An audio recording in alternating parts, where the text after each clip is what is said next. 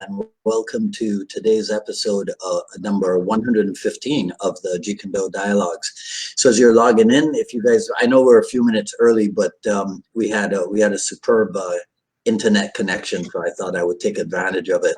So as you guys are logging in, be kind enough to say where you're logging in from, hit the like button, and continue to do so.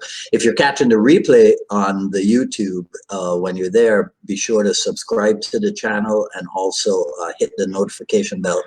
And if you enjoy my work and you'd like to support the program, be sure to visit jkdrebel.com, click on the Rebel Gear link, and feel free to purchase something.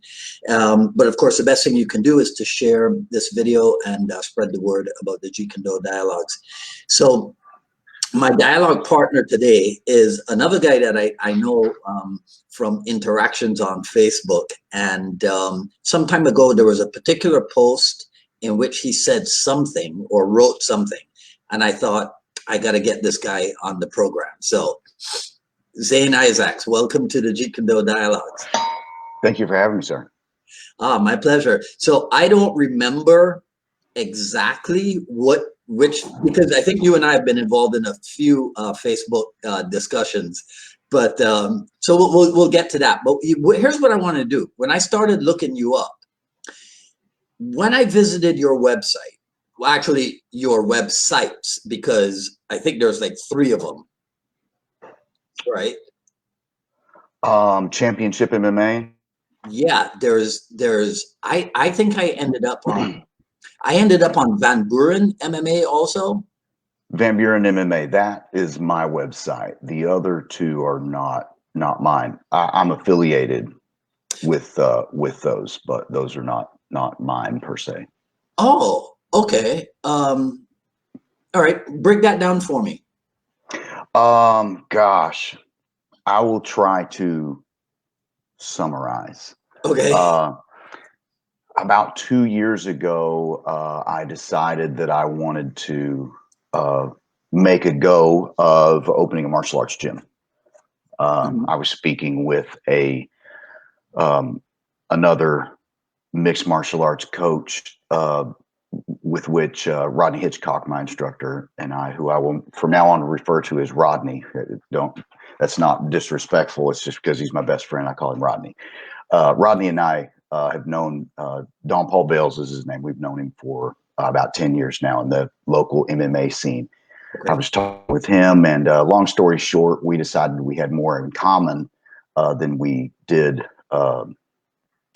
disagreed on, and that it would be easier for me to just be affiliated with him. The Championship MMA brand and name is actually his creation, and I affiliated through him. We just thought that for the area, it would be a nice, strong look to have 3 schools here in the area, and he's already done the legwork, so to speak, on that. So it was easier. Well, I tell you, whoever did the legwork, I am very impressed with it, because whichever of the websites I ended up on,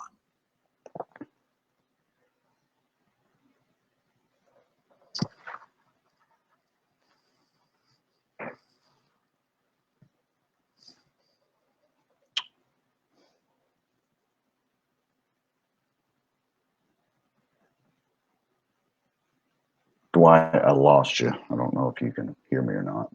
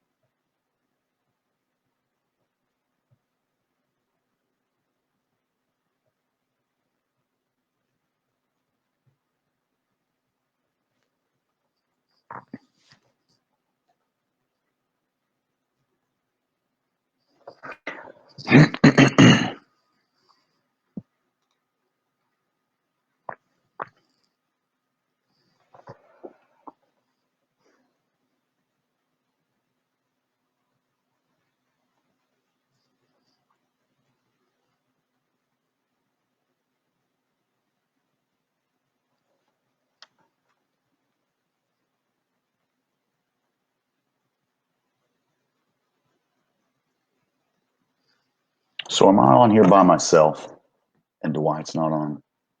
Or is Dwight on here and I'm not on?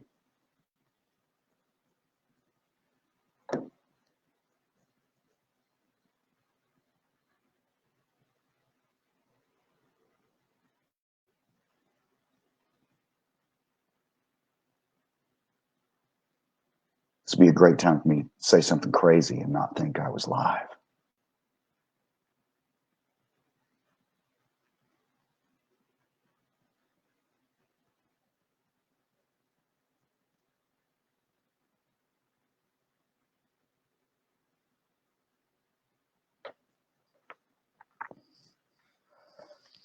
A hot mic moment.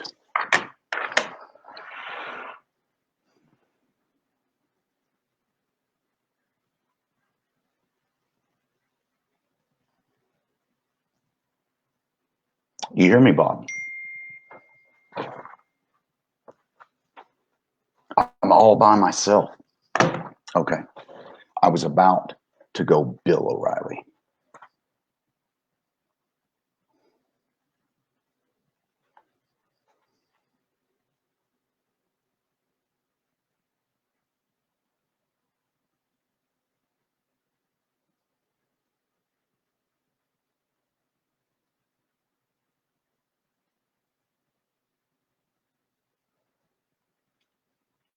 You guys are about to get an essay on why Batman can beat Superman.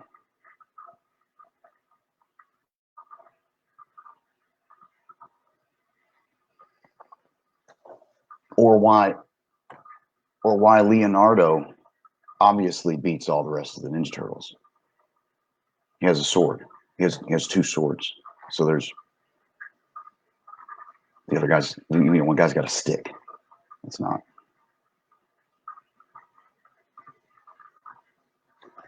It's not gonna work. It's not a fair fight.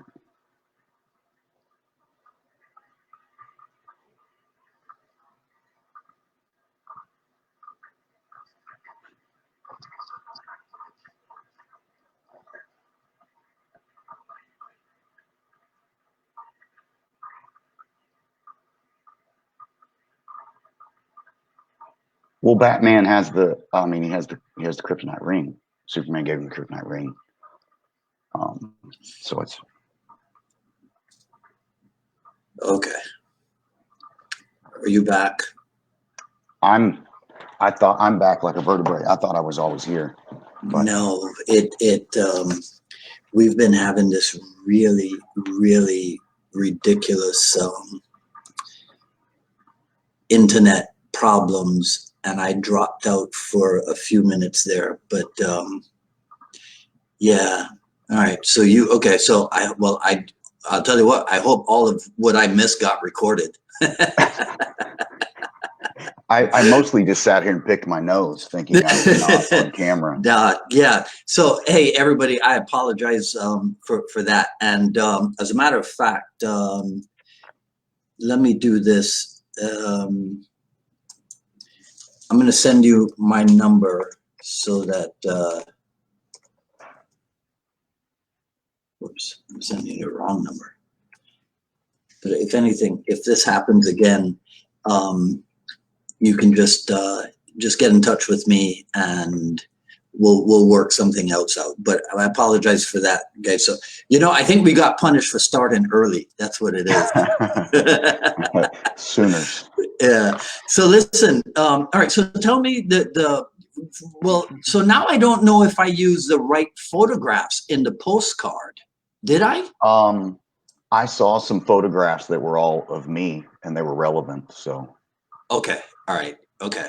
Yeah, because I, in all honesty, I was a little bit confused, and I thought maybe that there was more than one school, but I wasn't sure. Right. Well, you left off on the part about whoever did the legwork. Yes. Right. And that was Don Paul Bell's, as far as the website and the branding and all that stuff. That was him. Okay. So is it like a licensing thing, and that's what you just bought into that? Yes, I mean, so to speak. Okay. You know, he's established the brand and the, you know, the logo, and it's copyright, trademarked, whatever they do with Right. those. And Right. like I said, it was a matter of he's kind of, I don't want to put too much of his business on the internet, but um, it was it was just one of those. It would have been dumb not to do it. It was just too Hmm. easy. You know, Hmm. he had, like I said, he'd done all the legwork. So, Yeah. um, Well, good for him and good for you. So tell me about the demographics of the school then, like, because I think if I did get the right pictures, you have the entire age group bracket, don't you? yes, yes, And you teach all of 5 years them? old and up. You teach Yes, all of them? I'm. Yes, Every class, yes. It's a every full day? time gig. I don't have classes every day, just 3 days a week right now. But that's the plan, is to have classes 5 days a week. Okay. But right now you don't, and right now it is or is not a full-time gig. It is the full time gig right now. I'm kind of Ah. looking for you know, I'm looking for a dishwashing job or something like that to keep me busy. But that's the full time gig. Hey, well, with this COVID-19 thing going on, I don't know how much restaurants. I mean, what's the situation in your area? Um, just very few cases in Arkansas. I think Okay. there's like 5 or 6 people in Little Rock that have it. The last time I heard, and they all know each other. Um, so I'm not terribly worried about it, other than if you want toilet paper, Yeah. uh, there's none of that to be found around here. But You and okay. So it hasn't affected business over on your end or anything, huh? honestly, I have noticed a little slowdown on leads the last couple of weeks. I think Mhm. people are a little bit leery, but uh, I don't. You know, we'll see. It's liable to get worse before it gets better. But um, Yeah. And wow, so you teach everything from the mornings. Do you have morning classes? yes, yes, I have a morning class, and then I have the little champs at 3:30, 5 to 7 year olds, and Okay. the young stars, 8 to 12 year olds at 4:30, and then the adults start at 6 p.m. Okay. Now, 2 nights a week. all right. What about like a fitness kickboxing class? Because I notice you have the Wave Masters, right? I Right. saw that, and that reminded me of when I had my fitness kickboxing class. Do you have a like a separate like ladies fitness or something, or do they just jump in to the regular stuff? No, it's all no, it's all one class. I just have the one program, and it's an Okay. MMA program. Now, the 5 to 7 year olds, I don't teach them. Uh, I don't teach them chokeholds. I don't feel Mhm. good about teaching them chokeholds because they don't understand what dead means. So I don't want them choking little brother or little sister or the dog or something Right. while mom's not looking. Okay. So I leave them. I leave the but the 8 to 12 year olds get the full curriculum, and then everybody just joins the regular class. As far as Okay. cardio kickboxing, you know, if I could fit it in the schedule, I might do it, but I'm I'm staying pretty busy with what I'm doing. So Right. Yeah. Yeah. I mean, because well, I'll tell you this: Championship MMA. That's like a boss name, right? Now, does it attract a lot of people who want to be fighters? unfortunately, yes. What do you mean, unfortunately? I don't want to teach fighters anymore. Okay, so I have the complete wrong impression then, because that's what I thought. Probably. Yeah, Well, here's the thing. Rodney and I had a fight team for about 10 years, right. very successful here in the area. Got a great reputation. We were Team Ronin. Um, Yes, but okay, that's the third website or Facebook site or something that I saw.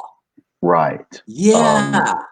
We kind of dissolved Team Ronin. We retired, you might Oh, say, from teaching uh, combat athletes for but several reasons. that's where all the fame and prestige is.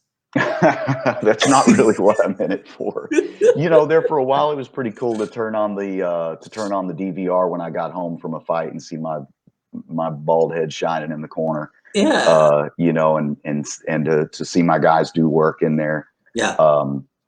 And I felt pretty cool walking out behind them sometimes, but holding the bucket or whatever. But you know, that kind of stuff wears off, and then pretty soon you're just watching your best friends get punched in the face, and after a while, it just kind of just started to wear on me. It's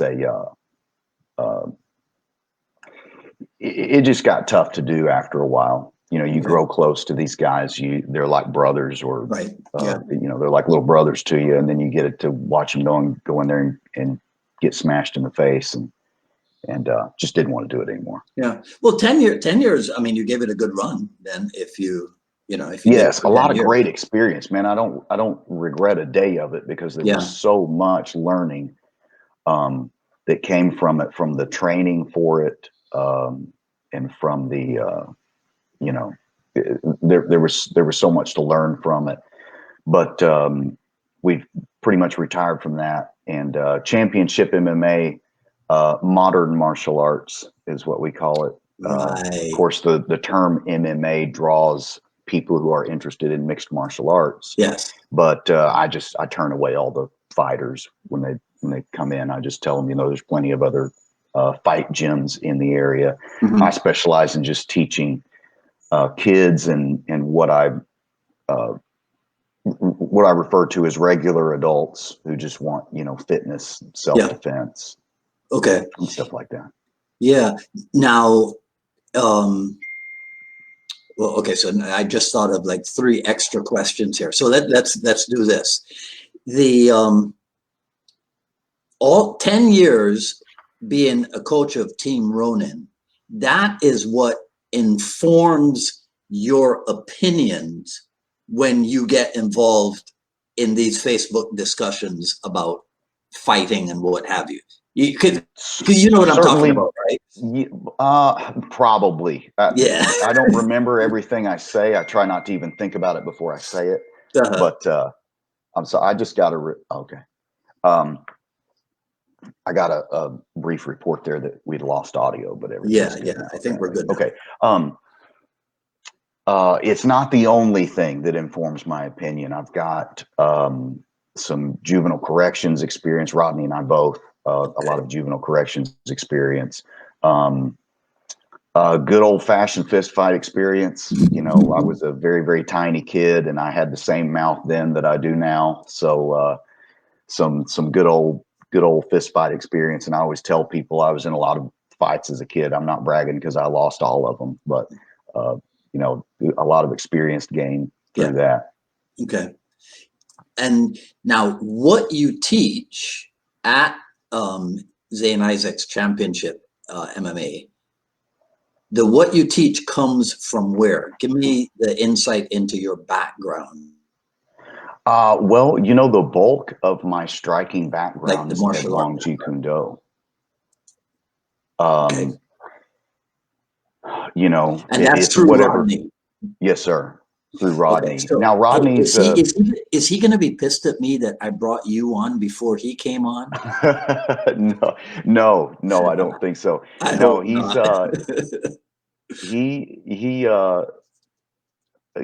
how should I word this? He's very proud of the fact that he has successful students. Yes.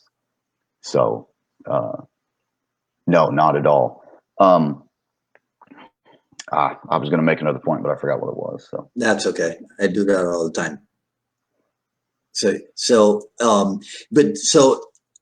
What I'd asked you about was where it came from. So you were telling me about yes. Well, Rodney has a lot of and a very varied amount of martial arts experience. He started boxing and wrestling at a really young age. I believe he said he was 8 years old. And so through boxing, wrestling, Kempo, and then growing up out in Huntington Beach, he had, I don't want to tell his whole story, but he's got a lot of he's got a very eclectic background in martial arts. So along the way, while we really liked what Ted Wong taught, and we really liked how he taught it, and we very much agreed with the philosophy of it, the strategy, the science to it. He also always kept in mind that not every altercation calls for a three-piece combination to the face. If it's your drunk mother-in-law or something like that, that's not the way to go. But it's also just not always. It's not always possible. I use the analogy. You had Jeremy Gordon on a while back. If Jeremy Gordon didn't know any JKD, had never met Ted Wong, didn't know who he was, I would not be able to out Ted Wong JKD Jeremy Gordon. He's just too fast. He's too good of an athlete. So in situations like that, he always kept in mind that while that's a great strategy, it's just not always viable. It's not always the right strategy. Sometimes you're going to have to get in there with our short legs and make it dirty. So so Muay Thai, Kempo, and of course the grappling stuff was always prevalent in the training. Okay. So that ends up making you well-rounded, right? I like to think so. Yeah. Yes. Yeah. Okay. So now talk to me then about curriculum structure, because you've got what was it? It's the young stars, but the little ones are the little champs, was it? Yes, the 5 to 7 year olds, the little champs. Okay. And that's basically just, we play a lot of games. I set up obstacle courses for them, stuff like that. And it's more about fitness and structure and discipline and fun, while teaching them fundamental striking techniques and just basically how to tussle around on the ground. But there's not much sophistication that you can teach kids that age. Right. So yeah. Now the learning of how to develop a curriculum for that age group, that comes from where? Like, where did you study that? I had a kid when I was 17. That's where that comes from. Okay. I'm good with kids. That might be it. I'm just good with kids. But once I saw I kind of worked closely with, I worked with Rodney a lot on the curriculum, and I worked pretty closely with Don Paul Bales on the curriculum. And once I saw it come to fruition, it was pretty simple to just kind of modify it for that age group. And honestly, some of it I make up on the spot. I just make it up as I go along. Because sometimes I have something in mind and it becomes a dumpster fire very quickly. So I just switch it up. Okay, I know what you're talking about. I know what you're talking about, but we'll never admit that. Right. I admit it. I'm very transparent. Very transparent about it. Oh man. Okay. Now, one thing that I noticed is that, let's see, I'm trying to remember. I think it was over on Team Ronin. It's on the Team Ronin page or website where it mentions your credentials. But I don't think on Championship MMA, I don't think the words Jeet Kune Do appear at all. No. They don't, right? I'm right. I don't think so. Okay. I think that's correct. So that's deliberate. Yes. It was it's been it's been tough, this whole thing of trying to you open a school, you're trying to monetize your knowledge. I mean, you just have to admit that, right? And you might have a different goal with your monetizing your knowledge. But you have to create kind of a, as best you can, something that will pay the bills. Mm-hmm. Unfortunately, nobody knows what Jeet Kune Do is. When you say Jeet Kune Do or JKD, it could mean any number of things to any number of people. Right. And usually what it did, we found through our MMA training, we heard all sorts of hilarious Mm-hmm. things.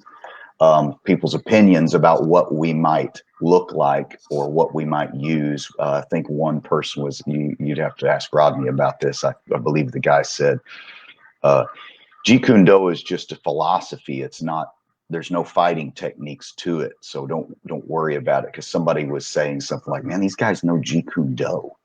And one of the guys answered, that's just a philosophy. It doesn't, it's not important. Wow. So, Yeah. and then of course, some people expect us to come out in a Wing Chun stance, I think, and be, you know, trying to straight blast people or whatever. Mm-hmm. But I just found it was a case of trying to.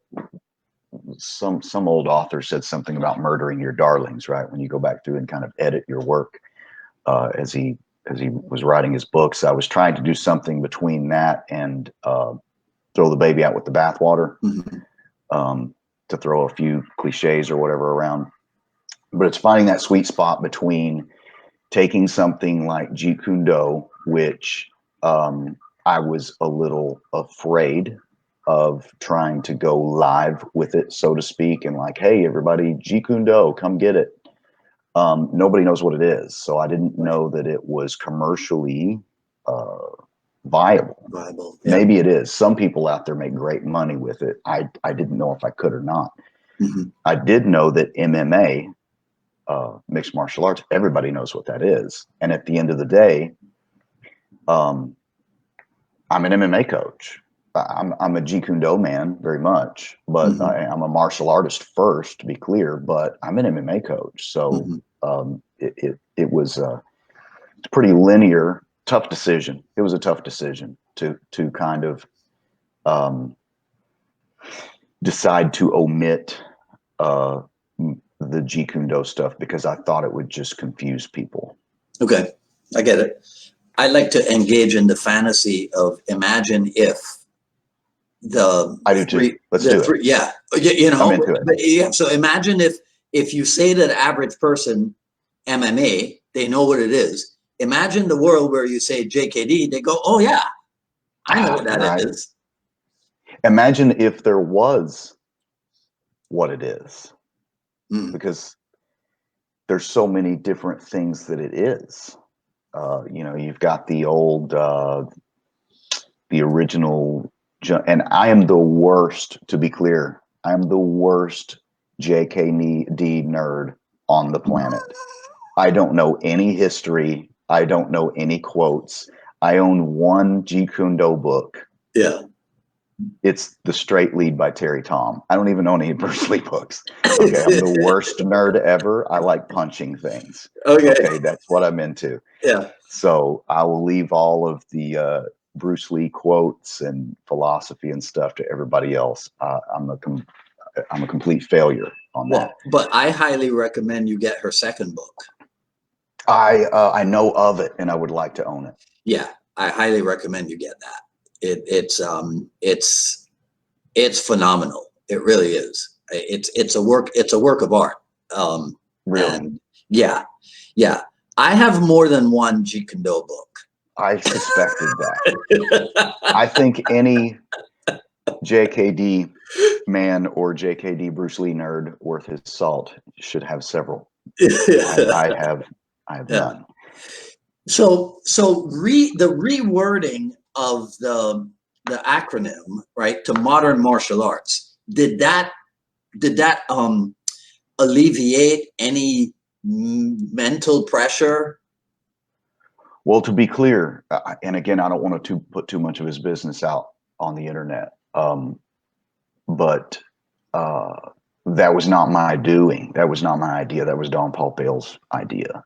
Okay. But again, the more we spoke and the more he explained kind of the culture and the, various ideas about his brand, so to speak, that he came up with very, very carefully, very meticulously came up with. Right. The more I agreed with it. Modern martial arts, not mixed martial arts. I'm not teaching MMA for sport. Yeah. I'm teaching mixed martial arts for the purpose of being well-rounded. Yeah. So you get at my school, the curriculum, to kind of answer your question, I'll try to do it quickly. You get a very mixed martial arts like curriculum. You're going to find all of the bread and butter fundamental techniques and strategies, etc., that you would see on TV in MMA fights, along with hidden in there is a lot of my Ted Wong juice, right? The angles and the footwork. I'm very meticulous about the footwork and the angles. I preach distance control and things like that a lot. Yeah. They don't necessarily know every time I do it that I'm preaching Ted Wong doctrine to them, but I do a lot of it, and I do make sure. To be clear, it's not a secret. No. Right. It's not a secret that I'm a JKD guy, but the curriculum is all that stuff plus how to cheat in MMA, which is where the groin kicks, the eye gouges,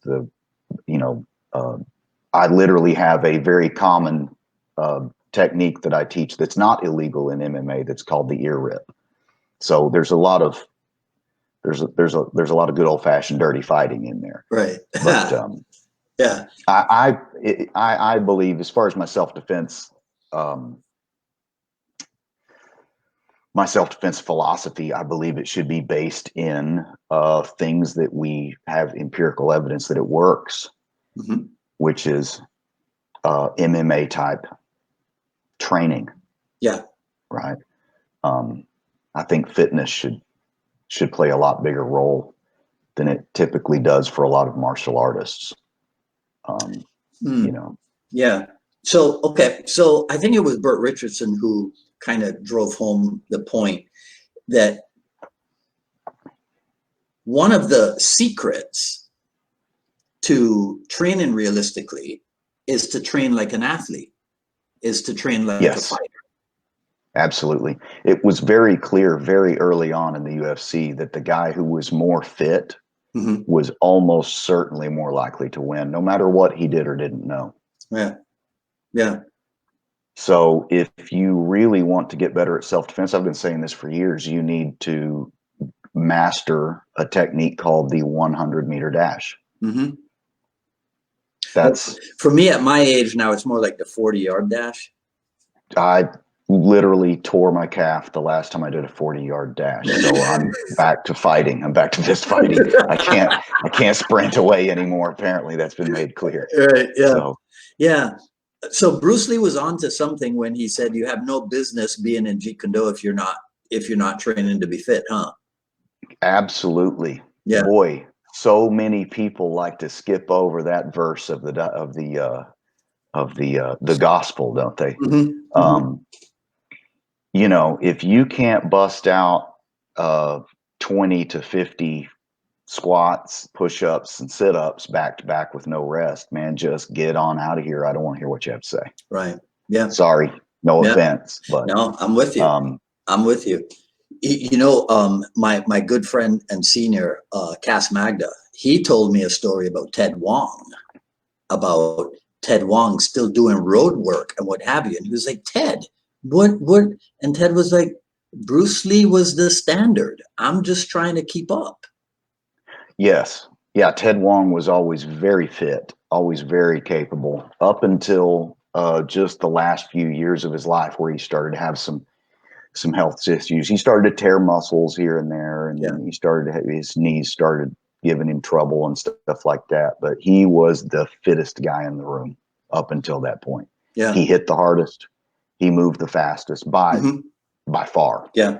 Terrifying. He was a terrifying man to watch. He was a terrifying guy to hold pads for. Yeah.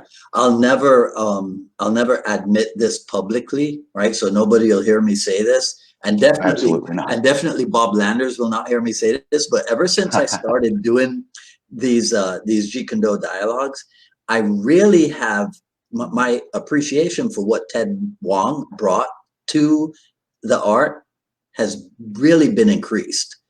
But I'll never tell Bob Landers that. No, we don't want to let him know. Right. I tell you what, Sifu Wong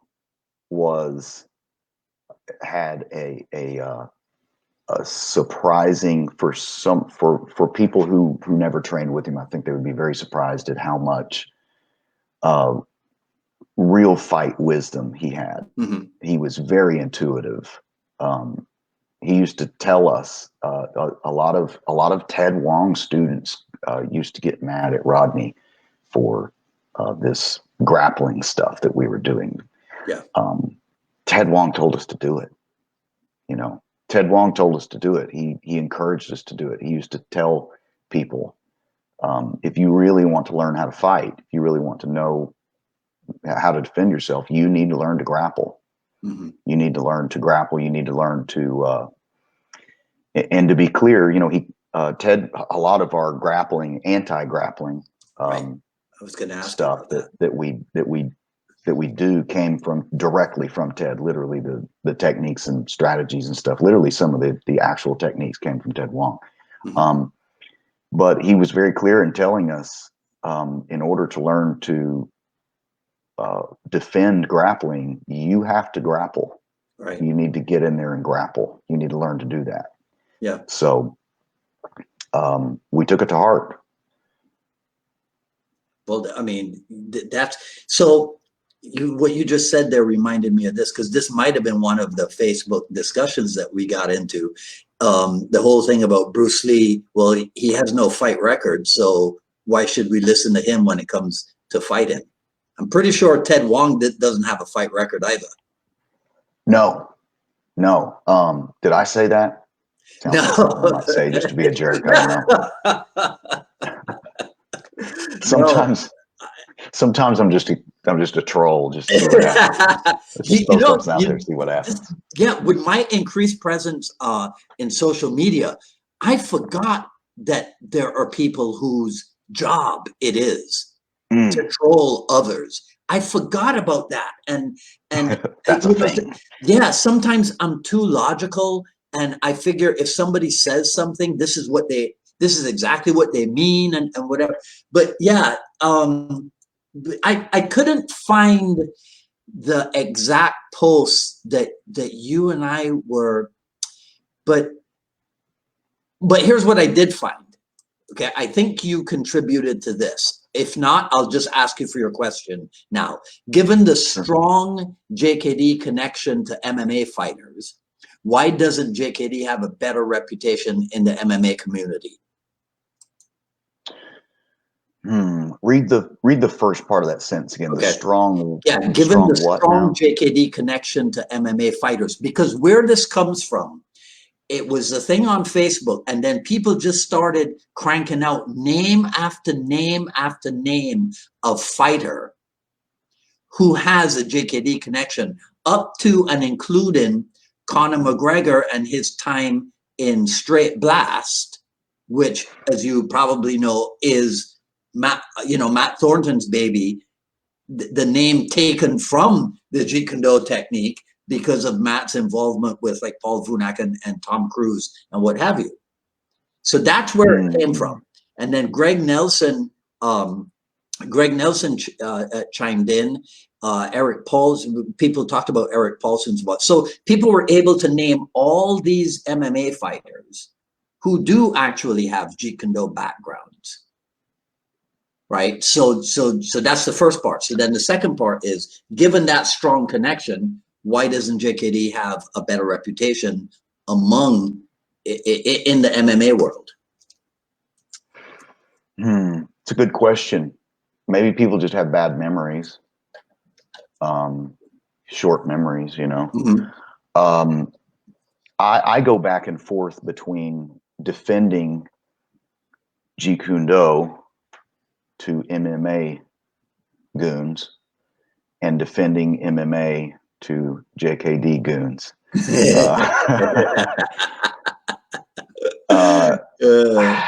It,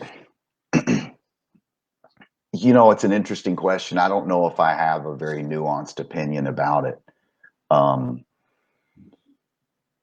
To me, it is a very, I think Bruce Lee would have been a huge fan of MMA. I think it's far closer to real fighting than you have to think. You know, Bruce Lee was quote unquote anti-sport, which is very odd because he trained the top karate champs at the time. So for somebody who was very anti-sport, as a lot of people like to say, he was awfully involved in sport fighting for somebody who was so uninterested in it. But then you have to think of how unrealistic and how really just kind of silly point karate. If you watch footage of it back then, even the absolute beasts of it like Chuck Norris and Joe Louis, the stuff you can find, the old stuff you can find on tape of them, they're not moving extremely well. They obviously became better fighters later, you know, as time went on. Yeah. And I think it would be real easy for Bruce Lee to just look at it and go, that's not, I'm not super interested in that. But I think he would be very interested in MMA. And I think, you know, getting back to that, I just don't know. I would have to think about that further before I open my mouth and say some kind of nonsense that I would probably disagree with later. Okay. Okay. This I definitely did keep. You said something. You made a reference to how people treat and interpret Bruce Lee reminds you a lot of how people treat and interpret their religion. Do you remember saying that? Absolutely. Okay. Stand by that. Yeah. Stand by that. Okay. So I wanted to ask, so how religious a person are you? On a scale from 1 to 10, I would say I'm a strong 0.1. Somewhere in there, right in there. No, I'm not a very religious person at all. Interesting, because it strikes me that even if you're not a religious person, you have strong faith.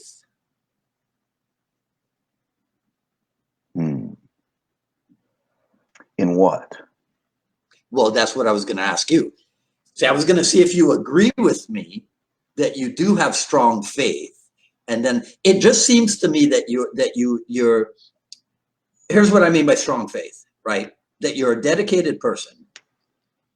That, I mean, and it's obvious just from talking to you for the past 40 minutes, and then this 40-minute experience coupled with the photographs on your different pages, I can see the dedication. And I don't think that dedication can come out from a person who does not have strong faith. Convictions. Okay. I have strong convictions. Faith, okay. The word to me, I relate it to I think of like blindly believing something. Okay. Right? All right. Okay. So yeah, let's go with convictions. And that's the furthest thing from what I do. Right. I'm to quote Rodney, effectiveness is our religion. Effectiveness is our religion. He's a cool guy, huh? He's like no other, man. He changed my life. I could go on a 30-minute essay about what Rodney Hitchcock has done for me. Yeah. The one and only. But No, I have strong convictions, and it's based on.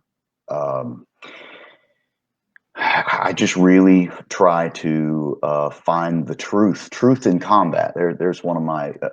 I don't. That's how bad of a JKD nerd I am. I don't even remember the quote. Truth in combat is something or other or whatever. Blah blah Okay. blah. But truth in combat that really resonates with me, because there's you can only find the truth in combat, right? You have to be in combat to find the truth. Otherwise, you're dry land swimming. So that's Okay. one thing. And then there's truths about yourself that you will never know until you get into a fight, right? And there's parts of you that you show whoever it is you're struggling with that nobody else knows. Really, really has been a big part of my adult life, that whole concept. So effectiveness is my religion. Okay.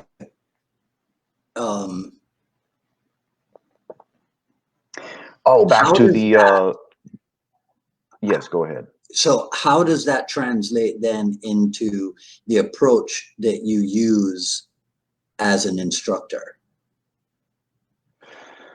I like to use the term bread and butter a lot, fundamentals. I really stick to things that I see working at the highest level of fighting. And the highest level of fighting that you can find, fortunately, I guess, is MMA. Otherwise, we'd be looking at fights to the death, right? Televised or whatever, right? So if you want to find examples of boxing working in a real fight, let's erase MMA. It never happened, right? We just have YouTube, we have World Star, right? That's all we have as a reference. If you want to find examples of boxing working, you can go on World Star and you can see people throwing punches, some of them fairly skillfully, right? Decent footwork, decent distance control. Some of them have clearly had some boxing training, and they're using it effectively.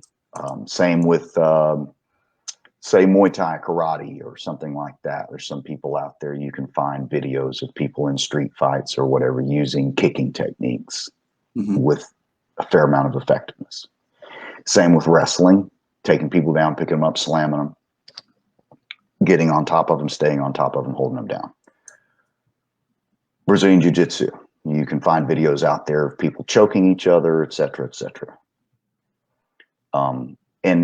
And when I say, and I don't mean little snippets of this stuff, I mean, you can literally see exact sequences that are taught in gyms, 4 or 5 piece combinations, boxing combinations. You can see people using leg kicks in street fights. You can find people using double leg takedowns to cross body. Right. Guy, beat the guy up, take him out. The guy turns around, rear naked choke. You can find that. Right. There's some techniques and strategies from certain martial arts that I have never seen used in any fight ever, in any sport or any self-defense situation at all. And some of those things are things that Bruce Lee did, and it's as if people kind of cling to it like they have faith, right? Blind faith in these strategies. I see. Because Bruce Lee did it. Bruce Lee used it. Bruce Lee dabbled in it. Bruce Lee liked it. And they just won't give it up. They just won't give it up because they like, and I'm all for doing training just however you like to train, if that's how you like to train. But there are certain things that just have never been proven to be effective. Right. And people just really cling to it. And it's always just kind of perplexed me. Okay. So I went looking for something to show you. There we go. Yeah. There's your truth in combat quote. I thought it had something to do with truth in combat is outside of all fixed patterns or something. Oh, but yeah. Okay. So yeah. So that one, let's see if I can pull it off. my followers in Jeet Kune Do, do listen to this. All fixed patterns are incapable of pliability or flexibility. Truth.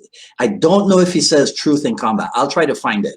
I think you may be right, because I think he just. I think it yeah. just says the truth exists outside of fixed patterns. But this is the one that actually has the words truth in combat. I see. Yeah. And where was this? That is okay. So all right. So I'll put it back. Context with that. Yeah, I'll put it back up for you. You want to hear something about this one? This is another huge Facebook discussion. All right. This is. I recognize this. This has something to do with something Bruce Lee said to Danny DeSanto, right? You absorb what's useful, reject what's useless. Right. Except so was this at okay, so watch this, right? Right, except that's completely wrong. Oh, okay. It's the worst JKD narrative. No. You know what?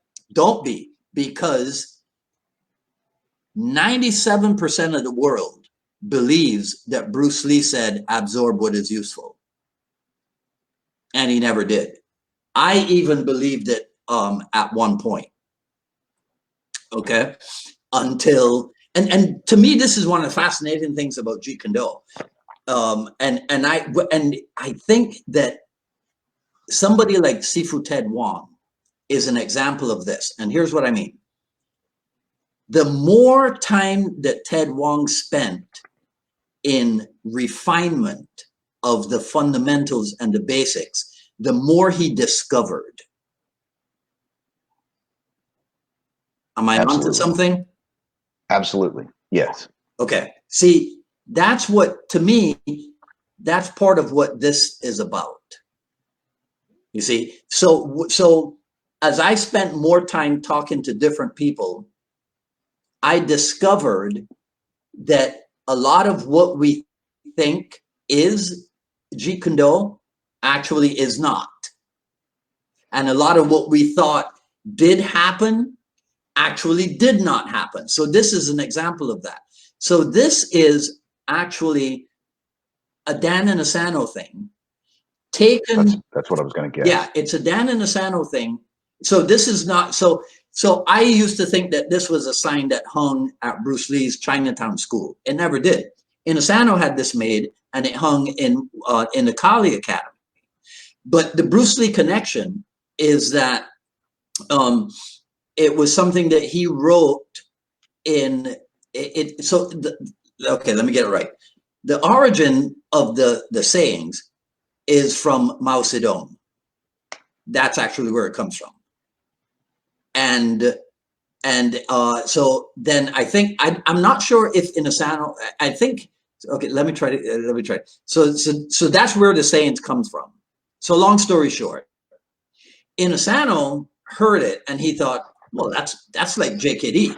So he had the sign made, but it's not actually something that Bruce Lee originated. It's not something that Bruce Lee said. But even on, I'd go so far as to say that even at brucelee.com, you'll find absorb what is useful being ascribed to him. But no, it's not really. Yeah, so that's another one of those huge Facebook discussions that we don't have time for. Right. Misquotes and misinformation and misinterpretation. Yeah, is probably one of the biggest plagues in JKD. Do you think it's one of the biggest contributions to why it's not as well known as it could have been? Yes, absolutely. I think the infighting probably has a lot to do with it. I think if you go on just about any Jeet Kune Do public group, you see basically a bunch of stuff that any rational human being wouldn't want to subject himself to all the time. Just a bunch of people arguing. You don't know who's right or who's wrong. So it's very confusing for people. We always had, people would ask us once the internet started getting popular, and YouTube started getting popular, people would ask Rodney and myself, are there any training materials or any information or anything online that we could find? And no, please don't do that. Yeah. You're Yeah. just going to confuse yourself. It can be a little bit dangerous. Yeah. For sure. Either just landmines, there be dragons. You're not going to find anything positive out there. So, I think that's one of the problems. And then there's the other issue is that there's legitimacy to everyone's argument. How do you mean? Dan Inosanto teaches a very different group of fighting techniques, whatever you want to call it, than Ted Wong did. Yes. I don't think you or I would say that either one of those things are wrong, but they're very different. So which one's Jeet Kune Do? Are they both? Mm-hmm. It's very, very confusing for the uninitiated, mm-hmm. right? And of course, I think what it has to do with is I think that Bruce Lee was an innovator, and I think he was evolving, and I think what he taught in Seattle or whatever, I guess he started teaching Wing Chun in Seattle and started dabbling in things, and that compared to what he taught Ted Wong was very, very different. Mm-hmm. So everyone's right. Maybe that's the problem. Everyone's right. Yeah. But yeah, okay. And everyone can go to some Bruce Lee writing or go to something that Bruce Lee told Dan Inosanto or told whoever, and and say, look, this is what he taught him. It's not wrong. This is what he taught him. This is what he told him to do. Mm-hmm. So then it ends up like religion again, huh? Thank you, Dwight. Thank you. Yes, it ends up like religion. Everybody has their denominations. Yes. Everyone else is going to hell. Yeah. And yeah. Right. I put the other one up for you. Do you see it? Yes. See, now the interesting thing about this, right, is that you see how it says 1966?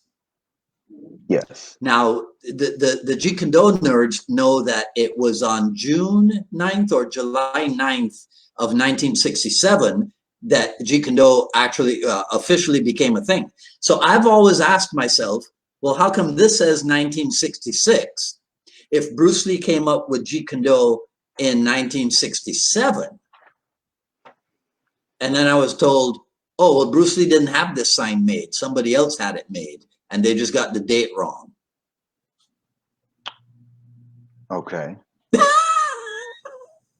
But I say that as an example of how ludicrous it can. A lot of the stuff in JKD can be, and then it makes it really tough for people to get a handle on it. Yes, and it's one of the reasons. To be clear, it's one of the reasons that I'm not a very good JKD nerd. Mm-hmm. I get really lost in the history. Mm-hmm. I don't. I care that there was a path, and I care that there was an evolution. I don't care about the minutia of the path or the evolution. I don't care that he started doing X in 1968, but he wrote so and so a letter in 1970. I just don't care. Right. Yeah, I just want to hit things. Yeah. Well, I mean, look, you think Bruce Lee would care about that minutia stuff, or would he care about? I think how to hit Bruce stuff? Lee would be horrified at the thought that people were taking what he wrote and said and did as the gospel truth, to quote Bruce Lee. Mm-hmm.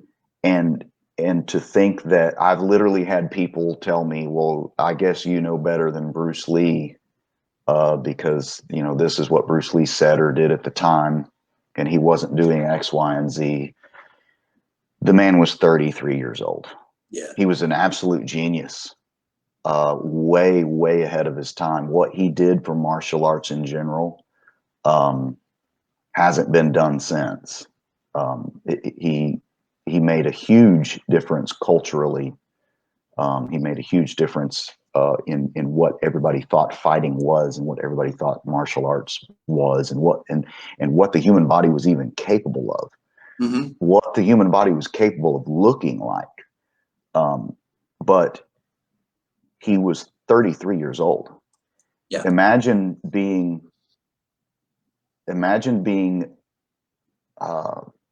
idolized, worshipped, imagine people clinging to what you wrote or had accomplished or had discovered at the age of 33 with comparatively very little information at your fingertips compared to what you and I have right now. I could open a new tab and find more information in 30 minutes than Bruce Lee probably ever had access to. I don't want to point out. I don't want to point out to you that Jesus Christ began his ministry at age 30 and then took off 3 years later.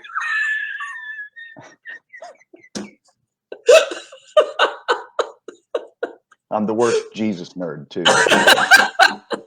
I don't. So you know. I don't want to bring that up. But look, I think Bruce Lee, if he were alive today, I think he would. I think it's possible, at least, that he would. I don't know that he would disagree. I don't think he would be embarrassed by what he thought at age 33, but I definitely think he would have evolved. Yeah, to be clear, I'm not saying that he would have evolved into the Zane Isaacs way of thinking. Right. I don't claim to know where he would have gone. I've got some theories. Yeah. And I don't mind saying them, but go ahead. No, I don't. I don't mind going into that at all. I've got some theories but the point being, people take where he was at in his life and what he had said and what he had done and accomplished and what he had discovered and what he had refined the point he was at his life there to be the end point. Yes. And man, that's the finger. You're looking at the finger, right? You're not that bad a nerd. You're missing all the heavenly glory, man. You're not that bad a JKD nerd. You're not as bad as you think. Hey, you know, I have the internet, so I've seen some quotes. I've seen all the movies. Okay. Okay. All right. So let's do this then. Let's do this. Let's do the imagination thing. Sure. What do you think? We'll just let the what do they call it? The freak something go wild or whatever. What do you think Bruce Lee would have done with Brazilian Jiu-Jitsu? I think he'd have loved it. Yeah. I think he'd have loved it. I'm sorry, just 1 second. That's good. I think he'd have loved it. I think he would have seen, and not because he thought it was, just because he would have seen the effectiveness of it. Chuck Norris fell in love with it. Right. Chuck Norris was a practical guy. Right. He saw that, hey, gee whiz, fights go to the ground sometimes. Yeah. Pretty cool if we knew what to do there while we were down there, right? It'd be pretty neat to learn how to strangle somebody while we were down there instead of just wishing I was back on my feet. Right. Because look, once the fight goes to the ground, you can be Chuck Norris, right? You're no better than some logger that just stumbled out of the bar if it goes to the ground. He's strong too, right? And he might have wrestled in high school. So guess what, Chuck? You might be at a disadvantage even. How crazy would that be? Mm-hmm. You know? Why didn't we know this before? What's that? About the ground, the aspects of ground fighting. It's not spectacular, Dwight. It's not fun to watch. It's a lot of fun for me to watch. But it's not you know, it's not spectacular. It's not Bruce Lee, man. It's not, you know, look at the stuff he was doing. It's amazing things. And then you watch Hoist Gracie take somebody down, and it takes him 25 minutes to strangle a guy with his pajamas. That's not exciting. It's effective, but it's not exciting. Yeah. What do you think of the evolution then of the MMA competition? Because in the beginning, it wasn't at all the way it is now, right? You know, in the beginning, it was definitely, let's call it us versus them, and now it's kind of everybody's doing the same thing. Actually, I think it was Wayne Leonard made a comment about that here just a few minutes ago. What do you think of that? Yeah. Well, it was a very natural evolution, which is why I think Bruce Lee would have picked up on it. I think I'm sorry, Dwight, I've got to plug this laptop in. Okay.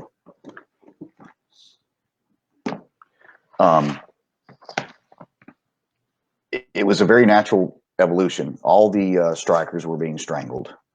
Right. And it was realized pretty quickly that it wasn't so much that grappling is better than striking. It was just that grapplers started from their feet, and strikers didn't end on the striking didn't end on the ground. So the grapplers knew somewhat what to do on their feet, and the strikers had no clue what to do on the ground. So you had this carryover, right? You had this transitional thing that the grapplers were familiar with, but you didn't have that with the striking. So so strikers learned to grapple somewhat, and it would just it went from there. It went from there, right? The grapplers started learning to strike because they realized that, man, I can't just dive at people's legs anymore. That's not working. Yeah. Where do you think there's anywhere left for it to go? Absolutely. Yeah. Absolutely. Yes. There's still, if you watch the sport closely, there's still people, it's still evolving. People are going to, it's so interesting. The new thing now is the low calf kick, right? The low kick below the knee. You can side kick the shin and calf area. You can round kick that area. Like, that was okay. Yeah. Who did that again? What's that called again? Yeah. I think there's a lot of things to be done in a lot of areas. There's a lot of guys kind of on the cutting edge of some new techniques that I think are going to make their way into MMA pretty soon. But the skill level is just keeps evolving and keeps evolving. You know, Conor McGregor, all these guys are just like the 2.0 of a guy before them. Right. So the level of athleticism is getting better, but the knowledge is, you know, these guys are starting younger and younger. I think you fast forward 20 years, you're going to see people that make John Jones and Conor McGregor look like absolute fools. Just the way they make, no disrespect to him, but just the way they make Hoist Gracie look foolish. If you watch the Hoist Gracie fight now, his level, look, to be clear, I'm sure he's far more skilled now. You know, the guy was, again, to pick on his age, he was a young guy back then, right? But you know, there are guys now that are light years ahead of what Hoist Gracie was back then at the time. So yeah. So that constant evolving is a thing then that we all have in common. JKD, Jiu-Jitsu. Well, no, I can't say it's a thing we should, Dwight. Right. I can't say we all do, because I mean, I don't think Shotokan karate, I mean, I don't mean to pick on them, but do you think Shotokan would be evolving? Gosh, I don't know. I don't know enough about it, to be honest. I do know that there's again, to grab a style and show you how effective it can be in a fight, one of the guys at the top level of the sport is using karate. I don't know if it's Shotokan karate, but he's using karate. I mean, he's in a horse stance, chucking wheel kicks at people and side kicks, you know, in this very side-on stance. Very interestingly, throwing straight leads right out of Terry Tom's book. I kid you not. You go to his YouTube channel, Stephen Wonderboy Thompson, on his jab tutorial, and he will teach you a straight lead. Right. That's not what he calls it, but he will teach you a straight lead. Yeah. So I just think stuff like that is interesting too. That's another little interesting thing about, very religion-like actually, about JKD practitioners, is they tend to think that the only source for some of these techniques, I've literally heard people say something like, well, yeah, but you know, in JKD we learn footwork, or you know, in JKD we learn you know, whatever it is, and like, you know, the pendulum step. Like, guys, boy howdy, there's a lot of folks out there that move their feet, and there's a lot of, you know, there's a lot of folks out there using the pendulum step, and there's a lot of people out there stop hitting and stop kicking. You know, that's not a that he just named it, you know. The 5 ways of attack, Bruce Lee didn't create them. He didn't invent them. He identified them. There's a lot of other people that identified them too. They just didn't name them the way he did. Didn't articulate it the way he did, because they weren't as talented as he is, as he was at articulating things like that. And but there were a lot of other people out there doing the same kinds of things.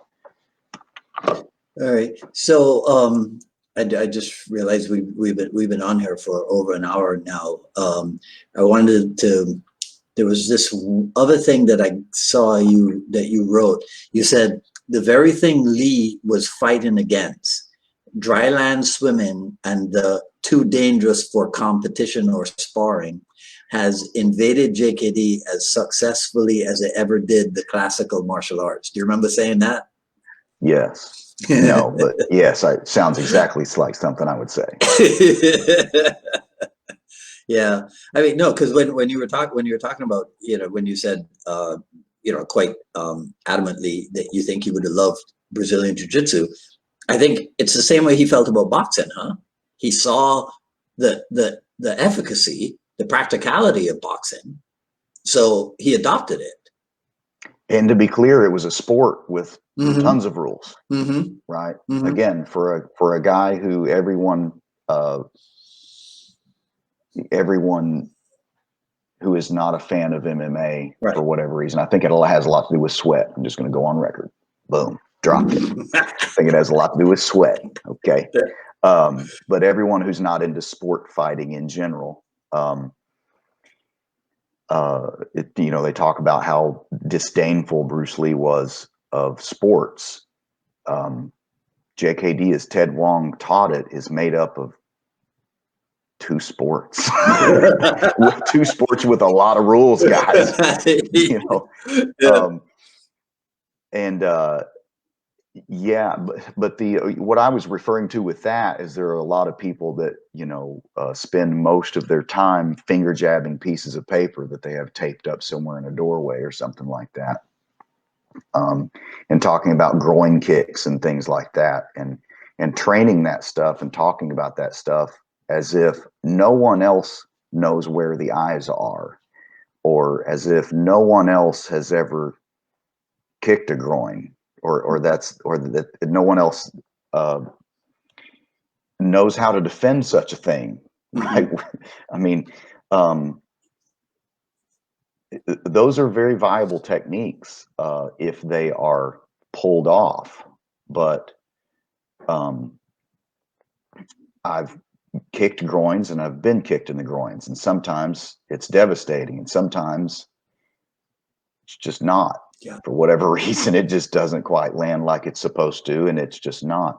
Eye gouges. I've been thumbed in the eye. I've been, you know, gotten a knuckle in the eye or something like that. Excruciating.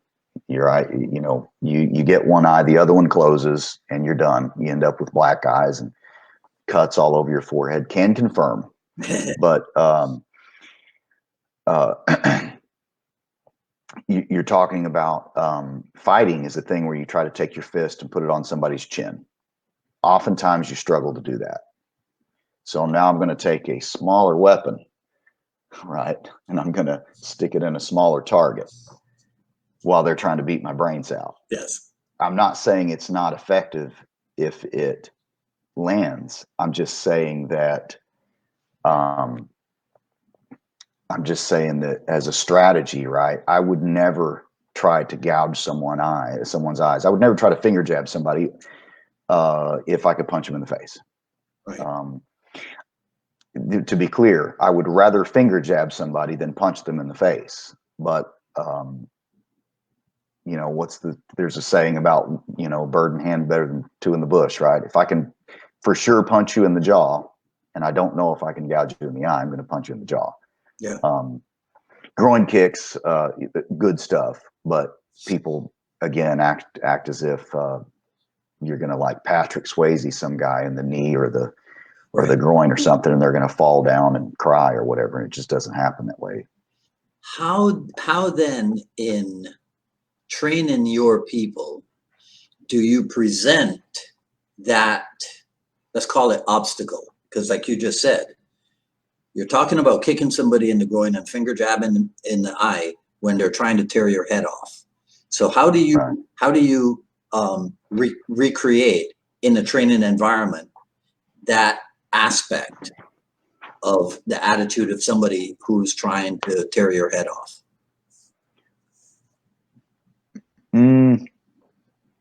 Now, are you asking me how I train those techniques? Yeah, but no. That mindset that when you train, you have to train against somebody who's trying to do you harm. How do you take that proposition and put it into the training of your people? Not the little champs, okay? I'm not talking about that. Right. It's very difficult because, again, I'm dealing with what I refer to as regular adults. And I don't mean that's not a disparaging term, but these are just regular old guys, right? Mm-hmm. Regular old people, I should say, because I have women. And they're looking more than anything to be able to do an activity and learn this skill and go to work the next day, Dwight. Whereas if you trained, and I have a feeling you probably did, if you trained like I did back in the day, like Rodney did, like our fighters certainly did, we trained like we were going to die that night sometimes. So, you know, not everyone is a psychopath like we were. You know, I went in my first day of sparring and got the absolute, just the brakes beat off of me, and I decided this was what I wanted to do with the rest of my life. Not everybody's like that.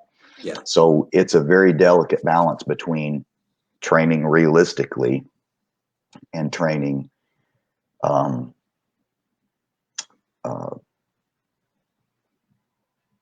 safely. Yeah. So, you know, I tell them, like I just told you, you know, it's because you get questions, of course, you know, what about eye gouging, et cetera, et cetera. Well, or what about groin kicks? And I tell them, just like I told you, you know, you've got to measure you got to weigh the odds, basically. It's a dice roll. So it's a difficult thing to do to train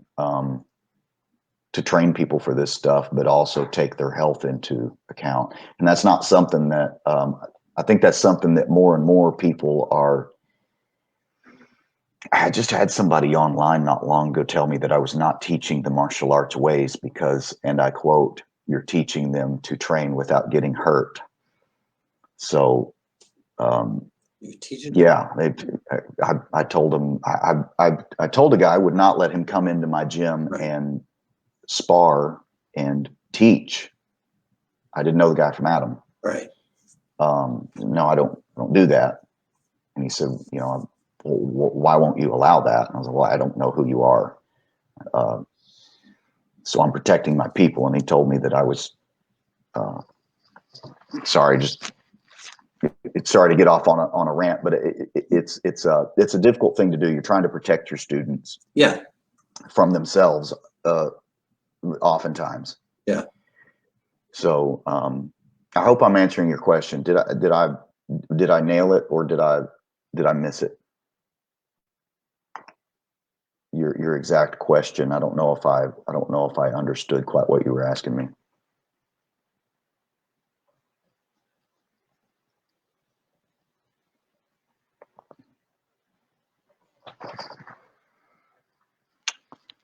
Well, here we are again. Well, Michelangelo has the nunchucks, but it's just two sticks tied together with a rope. It's really more of a liability than anything, sir.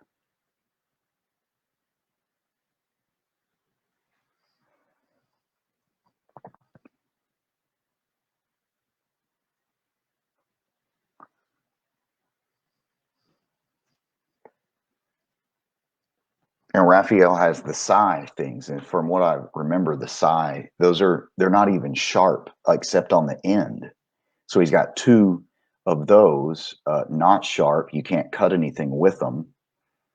You can't cut anything with them, and they're shorter, way shorter than the katana that Leonardo has. So that's not a fair fight at all. You have to admit that that's not a fair fight. Now, if Raphael has, if they're bare-handed, if they're empty-handed, Raphael wins every time, no doubt about it. But if you're going to say that any of the turtles beat Leonardo, you're talking about if any of the turtles beat Leonardo, that means Leonardo didn't land a single blow on them, because everything he lands kills them, because he has two swords. I just don't think that's possible. I don't think it's a viable opinion at all. I don't think it's not a thing.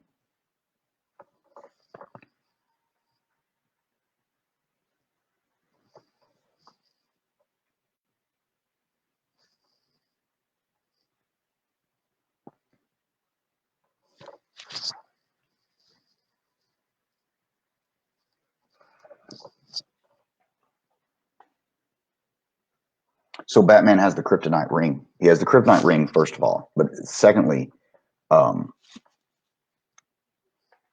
Superman trusts him, so he can trick Superman. Superman's very naive. Deep down, Superman is a good person, and deep down, Batman is not. So Batman will cheat. Matter of fact, he would rather cheat than fight fair. So Batman beats Superman under certain circumstances. You lock him in a broom closet or something, I'm probably going to give that to Superman. But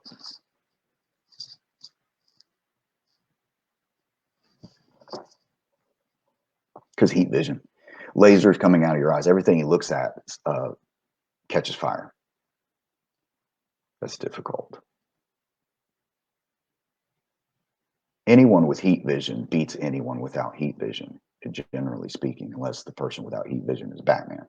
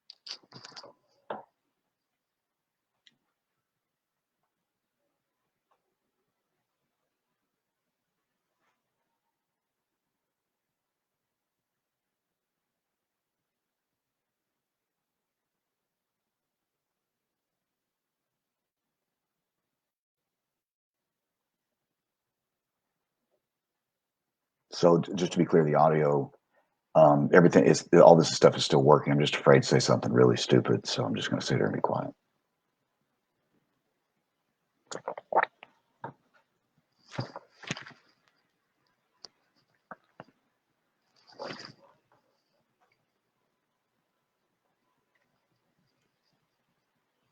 I realized I was just talking about heat vision. But.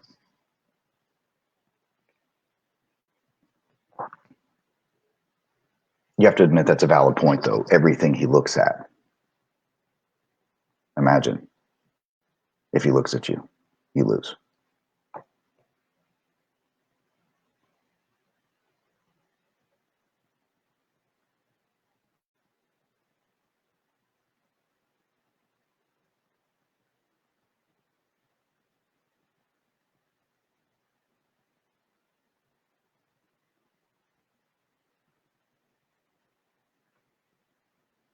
Oh, that's really good. See, Jason Bourne's he's way younger and more fit. Liam Neeson is, he's an old guy. He's very old. He's big, but he's old. I don't know. All right, Dwight, I see you now. Yeah, I'm back. I guess you were talking with Terry Valor. All right, so listen, so we got punished for starting early, and now I think I'm getting punished for keeping you on so long. So, so hey, listen, man, this was quite the pleasure. I knew I was going to have a good time talking to you the very first time we interacted. I just knew it, and I want to wish you the absolute best in your future plans. I think what you've got there from everything I've seen, Championship MMA it's a thing, man. And I really hope it works out to the best levels possible for you. Well, thank you very much. I've got a lot of support. I've got a lot of friends in the area. A lot of support here. A lot of people, kicking my Facebook algorithm, up through the roof. Helping me out with stuff like that. And I really enjoyed myself, Dwight. Let's do it again sometime. Sure, for sure. So before we go, well, we know Rodney Hitchcock. I got to get him on, but he didn't reply. He didn't get back to me. So, but besides him, right? Who else can you think of? Is there anybody you can think of that I should try to get on? Oh gosh, I wish you would have asked me that sooner. I would have had a better answer, but I can't. That's okay. That's okay. Rodney's the obvious one. Yeah. Hey, well, just go through the Facebook thing and just add a comment in there or something if you think of somebody. Okay, I can think of a few people who would be interesting to talk to, but I don't know if they would be interested in doing it. So. Right. Yeah. Well, that's the other thing that I've discovered. Not everybody is, it's not that they don't have anything to say. It's just that they don't want to be heard. Right. Right. Hey, yes. And yeah, I mean, to its own way. But I will give everybody this thing. Bob Landers will be back. Bob Landers will be back in I think mid-April. He and I have been talking about stuff, but definitely okay. I'm gonna reach out again to Mr. Hitchcock and see what we can do. Yeah, he was well. I won't put any of his personal business online, but he was indisposed. Yeah. I'll say that. All right, sure thing. All right. Well, listen. Thanks again, man. I really appreciate it. Yes, sir. Thank you. All right. Take care. You bet. Bye.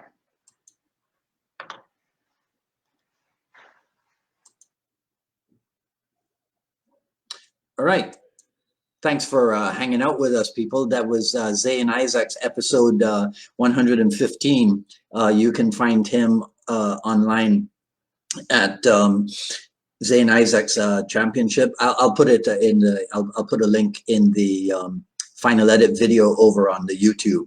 All right, so that's it. Feel free, share, like, comment, ask questions. I'll have Mr. Isaac go through it if you direct a question to him. But understand that once I'm done with the final edit video, I take down the Facebook stream and I just put up the YouTube version, okay? Follow me on Twitter at Dwight Woods and on Instagram at Dwight D. Woods. ilovejeetkundo.com. Volume 1 of the Quick Skills series is available. Volume 2 will be produced during 2020. Next Friday, which is March 20th, Jeet Kune Do Dialogues episode number 116 with old schooler, Kali and Inasano Academy member Davis Lear. So everybody tune in for that. That'll be, I think 6 p.m. is the confirmed time for next Friday. So I'll see some of you back here at that time. Others of you, hopefully I'll see you on Wednesday for the I Love Jeet Kune Do broadcast. But until then, this is Dwight Woods, the Jeet Kune Do Rebel, signing off. Enjoy your weekend. Handle this COVID-19 thing as best you can. Everybody take care now. Be safe.